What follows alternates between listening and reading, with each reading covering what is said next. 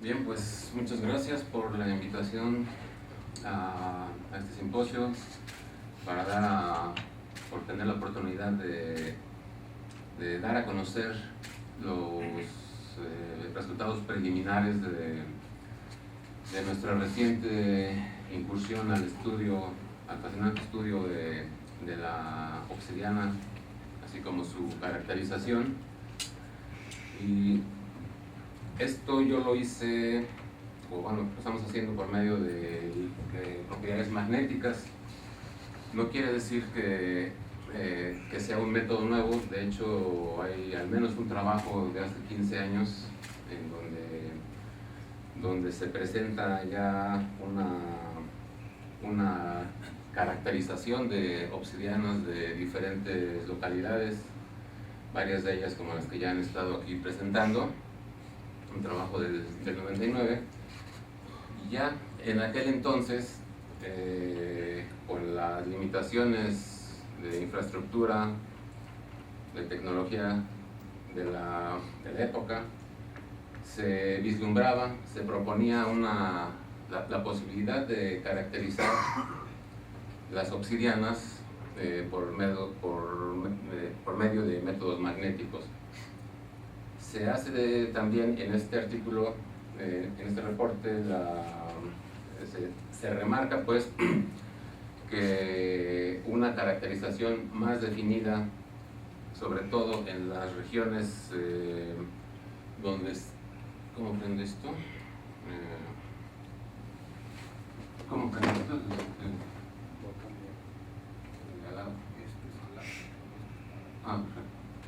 Gracias. Con razón. Gracias. En regiones en donde se agrupaban muchos sitios, pues bueno, menciona que se necesitaban más parámetros magnéticos de los que se utilizaron en este trabajo, que fueron prácticamente tres: la susceptibilidad magnética, la remanencia magnética natural y una artificial de laboratorio. Pero bueno, por lo menos ya se daba a conocer que esto podía ser una forma alternativa para la caracterización de las obsidianas. Y como dije, por cuestiones tecnológicas y no sé qué otras razones, esto quedó, pues no por decirlo, en el olvido, pero yo no conozco de más trabajos que se hayan hecho al respecto. Y entonces, pues nosotros en parte de la colaboración que llevamos con la gente del Colmich, que es básicamente en el estudio de cerámicas con fines de fechamiento arqueomagnético, surgió pues bueno la posibilidad de hacer este estudio por medio de parámetros magnéticos sobre obsidiana, paralelo a uno también por fluorescencia de rayos X. Fue donde nos encontramos con los problemas que ya se han mencionado aquí, la falta de estándares y todo esto, ¿sí? Entonces, pues bueno, lo que ya teníamos en lo que tenemos más experiencia, que es en el caso magnético, y dado que es el Laboratorio Interinstitucional de Magnetismo Natural, pues decidimos abordar el asunto. ¿Y por qué desde el punto de vista magnético? Pues porque prácticamente todo lo que nos rodea es magnético. Así como en el sentido amplio el agua, los plásticos, la madera son magnéticos, pues también en un sentido ya más estricto podemos decir que el fierro, los óxidos de fierro y los minerales pues son también magnéticos. Y entonces pues bueno, esto, aunque parezca tal vez un poco inverosímil, pues si recordamos que bueno, los objetos, los materiales pueden ser clasificados, descritos por sus propiedades físicas: tamaño, color, composición química, pues también se puede hacer por medio de propiedades magnéticas. Estamos dando un giro pues a la forma de interactuar con la materia para obtener información, a diferencia de los métodos que ya se han abordado en las pláticas anteriores. Entonces, pues bueno, trabajando con propiedades magnéticas, podemos también nosotros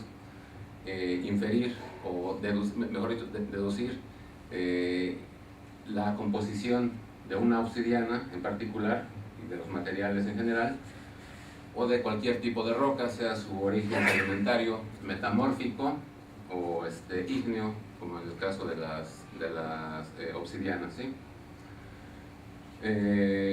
Esto, pues entonces, ustedes o muchos de ustedes son especialistas en este tema de obsidianas. No les voy a contar mucho sobre ellos, no podría abundar más en este aspecto, pero sí me gustaría comentarles en cuanto a la parte magnética, que es lo que nosotros trabajamos. Dado que por ser una roca ígnea y existen óxidos de fierro en su composición, y en un diagrama ternario para los óxidos de fierro y titanio, pues vemos que existe prácticamente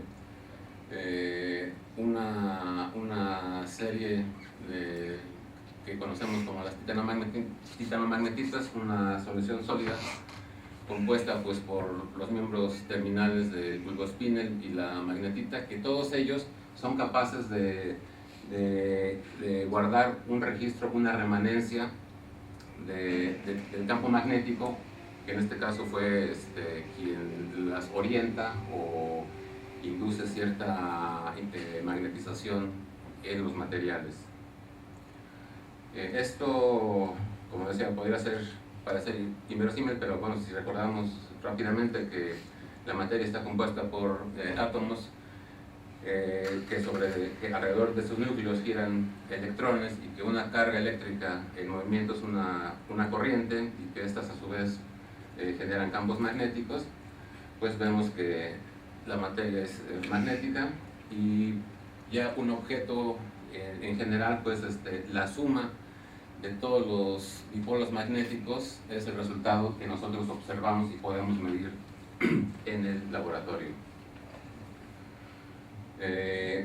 Tipos de materiales desde el punto de vista magnético, pues bueno, son los que conocemos ya como paramagnéticos, en donde el campo magnético, bueno, la susceptibilidad magnética es positiva y la magnetización que adquiere es en la dirección del campo magnético aplicado. Los materiales diamagnéticos, que es el caso opuesto, y los que son de interés para nosotros, que son los ferro o ferrimagnéticos. A diferencia de los dos primeros tipos, podemos observar que aún en ausencia de campo magnético, después de haber llevado a un estado de saturación ese material por la aplicación de un campo magnético, mantiene una remanencia, una residencia magnética, que es lo que podemos decir que es una especie de memoria que mantienen los materiales. Y de este ciclo, que conocemos ciclo de histéresis, hay muchos parámetros magnéticos que caracterizan o que prácticamente son como una firma magnética que se hereda de los magmas de los cuales provienen las obsidianas a las mismas obsidianas, ¿sí? Entonces, una caracterización o definición de estos parámetros para una obsidiana, pues es su firma magnética, ¿sí? Y de los magmas de las cuales son originados. Estos parámetros magnéticos se grafican normalmente en lo que conocemos como un diagrama de Day, en donde ya hay estudios en donde para diferentes tipos de rocas y de composiciones y de tamaños de partícula bien controlados, se observa que tienden a agruparse o alinearse en esta dirección, en la cual están definidos prácticamente tres tres regiones, la de lo que se conoce como dominio sencillo, dominio múltiple y pseudodominio sencillo. Entonces, cuando se grafican esos parámetros del ciclo de histéresis en este tipo de diagramas, nos da también otra información característica de los materiales. Y como yo decía, nosotros básicamente hemos estudiado cerámicas de prácticamente todas partes de la República, inclusive del extranjero, de sitios arqueológicos, y un intento pues de ver, dependiendo del contexto geológico y además del contexto pues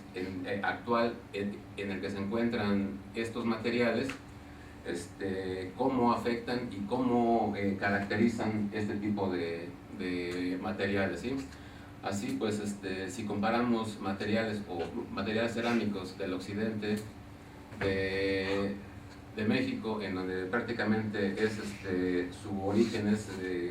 casi 100% volcánico, contra unos de una región acá por el Golfo de México, en donde aparte de la componente volcánica de la Sierra Madre Oriental, tiene una fuerte carga detrítica de carbonatos, e inclusive de la península de Yucatán, pues deberíamos en principio poder discriminar entre materiales que fueron originados en esta región o en esta otra región, al igual en regiones donde prácticamente hay una mezcla de este pistón de intersección, mientras que estas en verde, que son del sitio Elopeño de Michoacán, se agrupan en otra región y que comparten